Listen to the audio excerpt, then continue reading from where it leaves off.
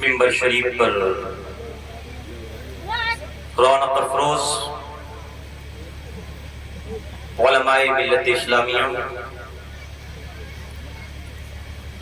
و دیگر سامعین و حاضرین، السلام علیکم ورحمۃ اللہ وبرکاتہ۔ اللہم رب اشرح لی صدری ویسر لی امری واحلل عقدۃ من لسانی یفقہوا قولی۔ رضیت باللہ ربا وبالاسلام دینا وبمحمد نبی ورسولا صلی اللہ علیہ وآلہ وسلم۔ اللہ اکبر اللہ اکبر اللہ اکبر، لبیک لبیک لبیک یا رسول اللہ صلی اللہ علیہ وسلم۔ الحمدللہ وحدہ والصلاة والسلام على من لا نبی بعدہ وعلى آلہ وصحبہ الذین اوفوا عہدہ، اما بعد فاعوذ باللہ من الشیطان الرجیم، بسم اللہ الرحمن الرحیم۔ ان الذين قالوا ربنا الله ثم استقاموا تتنزل عليهم الملائكة ألا تخافوا ولا تحزنوا وأبشروا بالجنة التي كنتم توعدون، صدق الله العظيم۔ محمد سيد الكونين والثقلين والفريقين من عرب ومن عجم، محمد تاج رسول الله قاطبة، محمد صادق الأقوال والكلم، محمد ذكره روح لأنفسنا، محمد شكره فرض على الأمم، مولاي صل وسلم دائما على حبيبك خير الخلق كلهم۔ حضرات، بلا تمہید و تاخیر آئیے ہم اور آپ سب مل کر اپنے پیارے آقا و مولا سیاح مکان کشور خوباں جناب احمد مجتبی محمد مصطفیٰ ارواحنا فدا علیہ تحیہ و ثنا کی بارگاہ عالی جاہ و عالی ناز میں درود و سلام پیش کریں۔ اللہم صلی علی سیدنا و مولانا و مأوانا و ملجأنا محمد معدن الجود والکرم و آلہ کرام قبرہ کریم بارک سلیم۔ میں آپ کے اس علاقے میں کوئی نیا نہیں ہوں، بدلہ اور قرب و جوار کے تقریباً ہر گاؤں میں آ چکا ہوں، آتا ہوں، اور چونکہ علماء کی فہرست طویل ہے، وقت مختصر ہے، حکم کے مطابق چند منٹ کے لیے آپ کے سامنے حاضر آیا۔ اللہ تعالیٰ اپنے حبیب علیہ السلام کے وسیلے سے ہمیں حق کہنے، حق سننے اور حق کو سن کر اس پر عمل کی توفیق عطا فرمائے۔ نوجوانوں کو مخاطب کرنا چاہتا ہوں بالخصوص، سر شام سے لے کر اب تک آپ نے 2 تقریریں اصلاح معاشرہ پہ سماعت فرمائی۔ مجھ سے پیشتر خطیب الوقت حضرت مفتی شیر محمد صاحب قبلہ اور شہزادہ قائد ملت دونوں حضرات نے اصلاح پر کی۔ یقیناً اصلاح اعمال وقت کا تقاضا ہے کہ اہل سنہ والجماعہ میں خصوصیت کے ساتھ عملی زندگی پر توجہ کم ہے، بلکہ یوں کہیں کہ نہ کے برابر ہے۔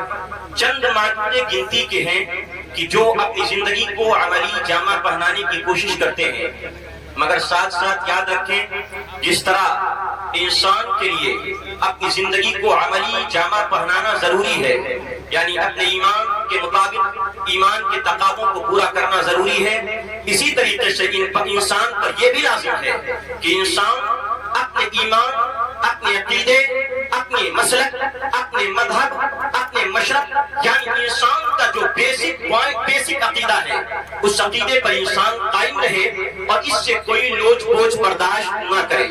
اللہ قرآن پاک میں بہت تیزی کے ساتھ میں اپنی گفتگو چند منٹوں میں ختم کر چونکہ بہت بس 10 منٹ کا ارشاد ہوا، اور میں انشاءاللہ چونکہ جلسہ کس اعتبار سے چلتا ہے مجھے بخوبی معلوم ہے کہ جب وقت کم ہوتا ہے، وقت زیادہ ہوتا ہے، تو کیا بیان کرنا ہے، کس حساب سے بیان کرنا ہے۔ حضرات ذرا غور کیجئے گا، اللہ نے قرآن میں فرمایا ان الذین قالوا ربنا رب रब्बुल्लाह, बे शक वो जिन्होंने कहा कि अल्लाह हमारा परवरदिगार है, यानी वो जो लोग ईमान लेकर के आए, सुम्मा इस्तकामू, फिर ईमान पर कायम रहे और ईमान के तकाज़ों को पूरा करते रहे। यानी जिंदगी में पहला काम क्या है इंसान का, ईमान लेकर के आए, पहले ईमान लाए, अकीदे में मजबूती लाए, अकीदे में पुख्तगी लाए, इकाम और ईमान यकीनी हो। जब इंसान को यह हासिल हो जाएगा, फिर आगे अल्लाह फरमाता है तुम इस्तकामू, ईमान लाने के बाद वो इंसान इस्तिकामत के साथ अपनी जिंदगी को गुजारे। किस पर इस्तिकामत? ईमान पर इस्तिकामत, मसलक पर इस्तिकामत, मजहब पर इस्तिकामत, अपने अकीदे पर इस्तिकामत इंसान कायम रखे और ईमान के तकाज़ों को पूरा करता रहे। तो आगे अल्लाह फरमाता है ततनज़्ज़लु अलैहिमुल मलाइका, सुनो जब इंसान ईमान लाता है, ईमान लाने के बाद ईमान के तकाज़ों को पूरा करता है, इस्तिकामत में कायम रहता है, तो अल्लाह इन अहले ईमान को और इस्तिकामत पसंद मुसलमान को कभी तनहा नहीं छोड़ता है। आसमान से अल्लाह इनकी मदद के लिए फरिश्तों को नाज़िल फरमाता है। मुसलमान को फरिश्ते नजर आए या नजर न आए, मुसलमान उन फरिश्तों को देखें या न देखें, मुसलमान की आंखों से वो फरिश्ते ओझल हो, मगर हाँ मुफस्सिरीन फरमाते हैं दो तफसीरें हैं।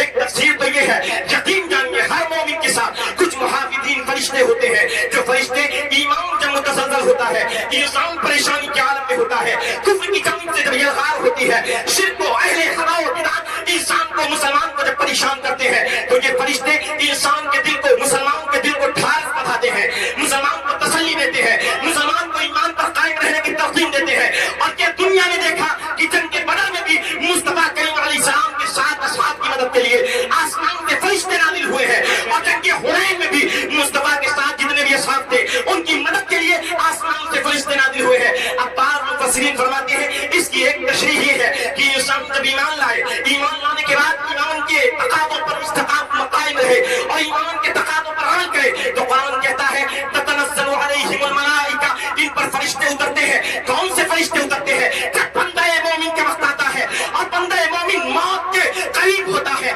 रहमत के फरिश्ते आ जाते हैं और बंदा मोमिन को तसल्ली देते हैं, तशफ़ी देते हैं और कहते हैं हे बंदा मोमिन अल्लाह तखाफू वला तहज़नू, खौफ न खा, गम न खा, क्योंकि अल्लाह ने तू जहां से छूटेगा अल्लाह ने तेरे लिए जन्नत का वादा फरमा लिया है, तुझे जन्नत में एक मकाम अता फरमाएगा। हदायत तो इंसान का अपने ईमान पर और ईमान के तकाज़ों पर, ईमान के तकाज़ों पर कायम रहना बहुत जरूरी है।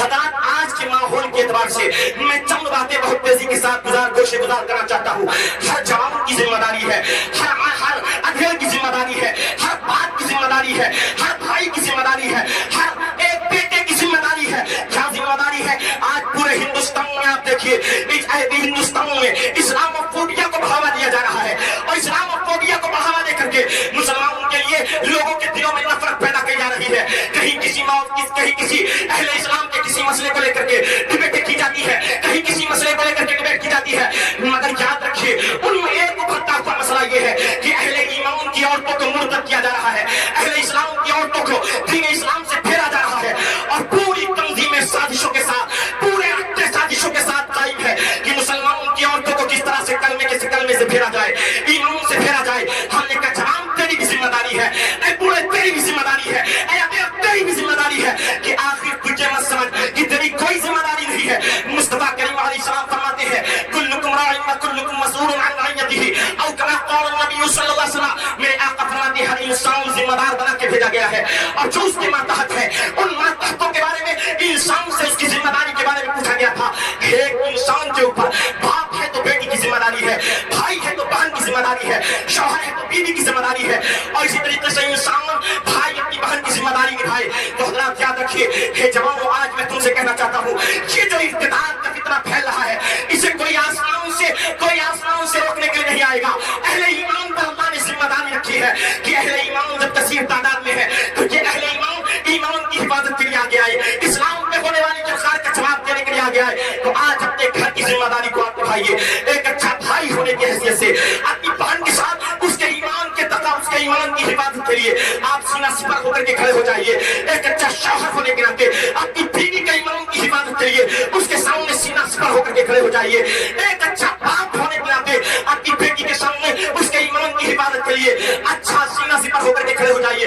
वरना याद रखिए हे जवान, आप ये सोचते हैं और ये समझते हैं आप अपनी जिम्मेदारी को نہیں نبھائیں گے کل قیامت کے دن آپ سے کوئی سوال نہیں کیا جائے گا. نہیں پیارے آقا علیہ السلام فرماتے ہیں اللہ کی قسم دجوس جنت میں داخل نہیں ہوگا. اللہ کی قسم دجوس جنت کی خوشبو نہیں پائے گا. اللہ کی قسم دجوس پر اللہ قیامت کے دن نظر رحمت نہیں فرمائے گا. آقا علیہ السلام سے سوال کیا گیا یا رسول اللہ یہ دجوس کون ہے؟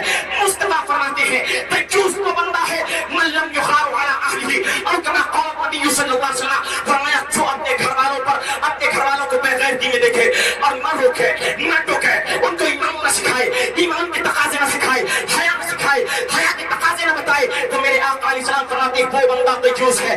حضرات ذرا غور کیجیے آج کن کے گھروں کا یہ معاملہ ہے کن کے گھروں کا یہ معاملہ ہے کہ شادی بیاہ مسلمان کی ہوتی ہے. مسلمان کی شادی بیاہ کے موقع پر ایک نوجوان بھائی کے بائک پر اس کی نوجوان بہن ننگے لباس پہن کر کے جاتی ہے. ایک نوجوان بیٹے کے بیٹے کی بائک پر اس کے گھر کی عورتیں ننگا لباس پہن کر کے جاتی ہے. اے مسلمان تیری حیا کہاں مر گئی ہے؟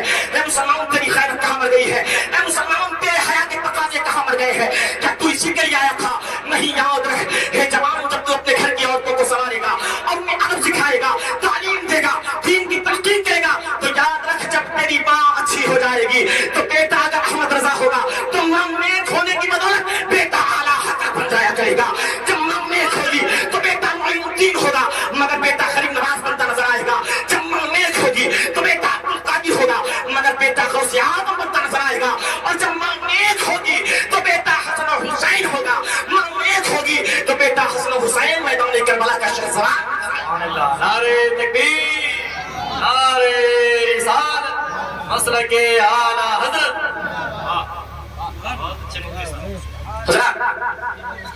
ذرا غور کیجیے میں آخری بات پر آپ کو توجہ دلانا چاہتا ہوں. آپ میں سے ہر جوان کی ذمہ داری ہے اپنے گھر کا ماحول صحیح کرے. شادی بیاہ اس جلسے سے پیغام لے کر کے جاؤ. شادی بیاہ کا موقع ہوتا ہے آج بڑی معذرت کے ساتھ کہنا پڑتا ہے شادی بیاہ کے موقع پر ایک عام انسان تو عام انسان ہے پڑھا لکھا مولوی نما میں مولوی نہیں کہوں گا مولوی کا مرتبہ تو بہت بلند والا ہے. عالم کا مقام اور حافظ کا مقام تو بہت بلند والا ہے. ایک عالم نما ایک حافظ نما ایک مولوی نما کے گھر کا یہ عالم ہوتا ہے. بے حیائیاں ہو رہی ہیں غیر محرم گھر میں آتے جاتے رہے ہیں. غیر محرم پہلے ہمارے یہاں شادیاں ہوتی تھی تو شادیوں کے موقع پر عورتوں کا انتظام الگ ہوتا تھا مردوں کا انتظام الگ ہوتا تھا تاکہ کوئی غیر محرم مرد و عورت کا آپس میں اختلاط نہ ہونے پائے اور شریعت کا پوری شریعت کی پوری پاسداری کی جائے. آج یہ فرق آپ نے اٹھا دیا ہے فرق اپنے معاشرے سے ختم کر دیا ہے. یقیناً یہ آپ کی ذمہ داری ہے اور آپ سے پوچھا جائے گا اور سوال کیا جائے گا یہ فرق آپ نے کیوں اٹھایا ہے کس لیے اٹھایا ہے؟ کیا مسلمان کی شادیاں بے حیائی کا اڈا نہیں بن گئی ہے؟ اور کیا ایک نوجوان بیٹا اپنی بہن کے ساتھ ایک ماں کے ساتھ بیٹھ کر کے ایک نوجوان بھائی اپنی بہن کے ساتھ بیٹھ کر کے ایک نوجوان شوہر اپنی بیوی کے ساتھ بیٹھ کر کے ایک نوجوان بیٹی اپنے باپ کے ساتھ بیٹھ کر کے آج مسلمان کے گھر گھر کا عالم یہ نہیں ہے کہ وہ مسلمان کی عورتیں کیا کرتی ہیں بیویوں پہ حیا سوس مناظر دیکھتی ہے. وہ مسلمان کی عورتیں بیویوں پہ بیٹھ کر کے غلط نظارے دیکھتی ہے. بھائی بیٹھا ہے بہن بیٹھی ہے ماں بیٹھی ہے بیٹا بیٹھا ہے شوہر بیٹھا ہے بیوی بیٹھی ہے. ایک گپھا کے بے حیائی کا منظر آپ نے اپنے گھر میں معاشرے کو بے حیا معاشرہ اپنے گھر میں جنم دیا ہے. اے مسلمان اپنے گھر کے ماحول کو میں یہی کہتا ہوں اے جذباتی جوانوں جلسے میں آ کر کے فقط نعرہ لگانے سے کام نہیں چلے گا. اے جذباتی جوانوں اگر تمہیں دنیا میں اسلام کا نظام عدل دکھانا ہے تو سب سے پہلے اسلام کا نظام عدل اپنے گھروں میں قائم کرنا ہوگا اپنے مکتبوں میں قائم کرنا ہوگا اپنے محلوں میں قائم کرنا ہوگا اپنے ارد گرد کے گرد و پیش کے معاشرے میں قائم کرنا ہوگا. آپ اپنے گھر اور کسی عربی نے کیا اچھا مقولہ کہا تھا عربی نے مقولہ کہا تھا افسوس اس بات پر نہیں ہوتا ہے کہ عورتیں بے حیا بے غیرتی کے ساتھ گھروں سے نکلتی ہے. افسوس تو اس بات پر ہوتا ہے کہ عورتیں بے غیرتی کے ساتھ ان گھروں سے نکلتی ہے جن گھروں میں مرد رہتے ہیں. ایسے مردوں کو بے غیرتی کے چلو بھر پانی میں ڈوب کر کے مر جانا چاہیے. حضرات ذرا غور کیجیے اپنے معاشرے کے نظام کو بھلا کیجیے. یہ ایک پیغام ہے اور آقا کی پیغام یہاں سے دیا جا رہا ہے کہ آپ شادی بیاہ کے موقع پر ہونے والی بے حیائیوں کو ختم کیجیے اپنے محلوں میں ہونے والی بے حیائیوں کو ختم کیجیے. اور خیر آپ کے گھر کی بہن بیٹیاں کس سے تعلق نہیں ہے گانے جس میں کہاں آتی ہے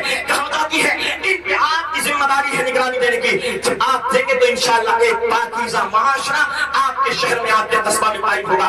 حضرات ایک پیغام تو یہ دے دیا، اس پیغام کو ابو سے سائڈ رکھ دیجئے۔ ہم نے کہا جلسہ ہمارا سنیوں کا ہے، جلسہ ہم سنیوں کا ہے، اعلیٰ حضرت کے ماننے والوں کا ہے، غوث و خواجہ رضا کے چاہنے والوں کا ہے، امام احمد رضا کے عاشقوں کا ہے۔ حضرات تو یہاں سے عقیدے کا بیان بھی جانا چاہیے، عقیدے کا بیان بھی واضح ہونا چاہیے۔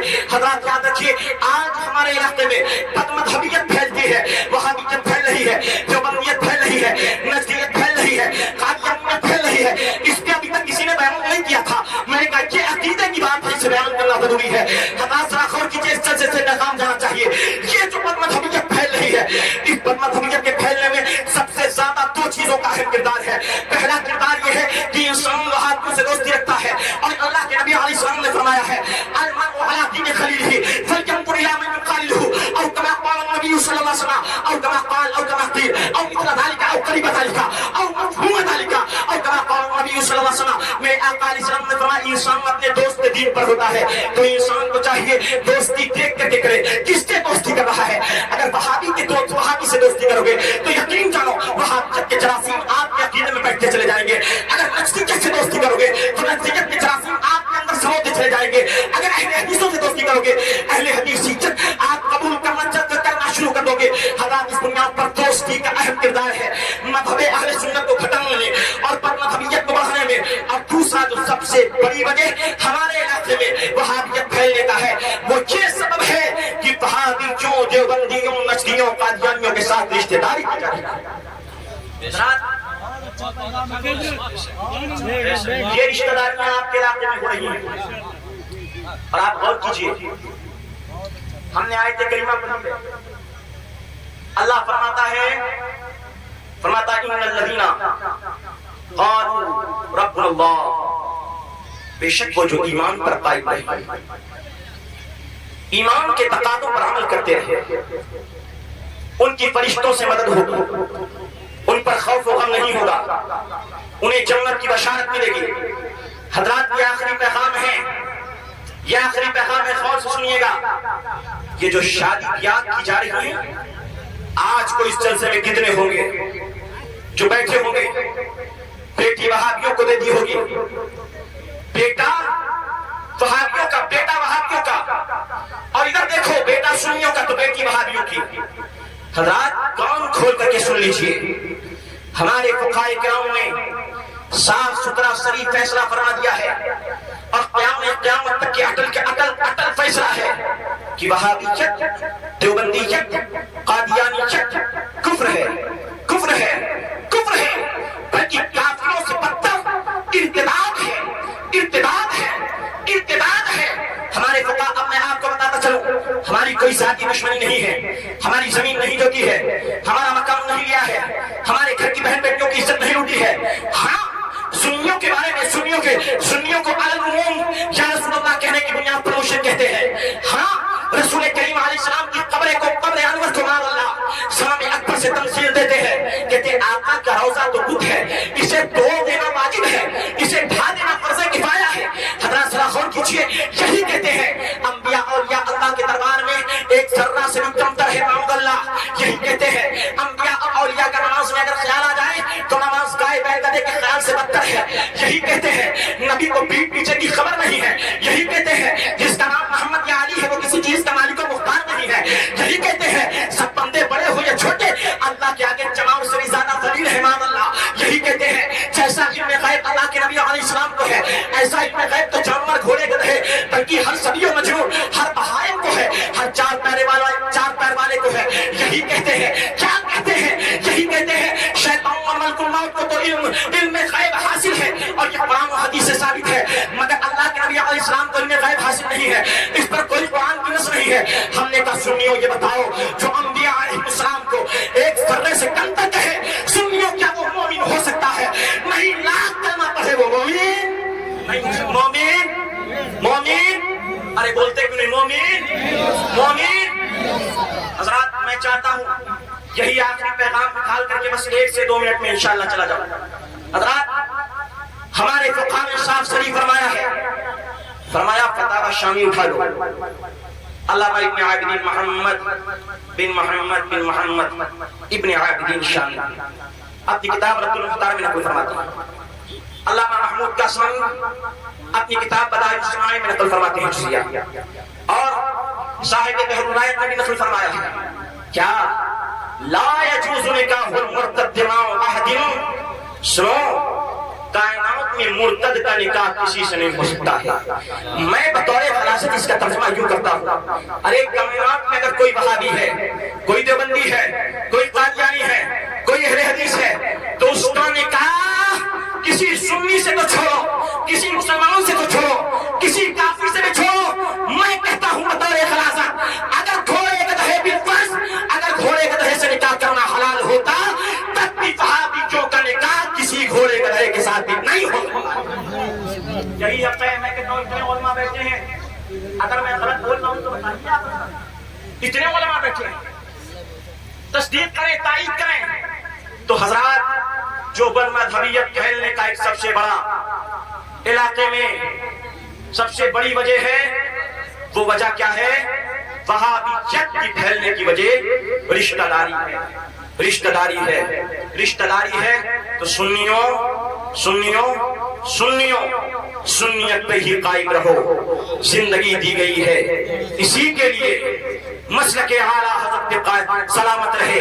ایک پہچان دین نبی کے لیے سنیوں میں ہی شادی کرو. یہ وہابی نہیں, فیملی کے لیے. یہ وہابی نہیں, فیملی کے لیے. اور آخر آپ اعلیٰ حضرت کے جلسے میں بیٹھے ہیں تو ذرا ایک نعرہ لگا دیں. اور نعرہ کیا, میں اپنے ناظم صاحب سے بھی کہوں گا, آپ حضرات سے بھی کہوں گا, جب یہاں سے نعرہ لگائیں تو یہ نعرہ ضرور لگایا کریں. مسلک اعلیٰ حضرت, آخر تک مسلک اعلیٰ حضرت, مسلک اعلیٰ حضرت, مسلک اعلیٰ حضرت. وما علینا الا البلاغ. السلام علیکم.